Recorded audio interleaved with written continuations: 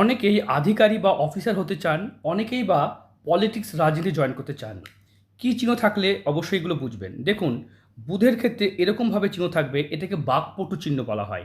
মানে পলিটিক্স রাজনীতিতে এই চিহ্নটা অত্যন্ত গুরুত্বপূর্ণ। সঙ্গে যদি দেখেন এরকমভাবে চিহ্ন রবির ক্ষেত্রে প্রবেশ করছে, এটা কিন্তু বড় আধিকারিক অফিসার বা বিসিএস অফিসার, আইপিএস অফিসার হওয়া যায়, অথবা কোনো পলিটিক্যালি রাজনীতিবিদও হওয়া যায়।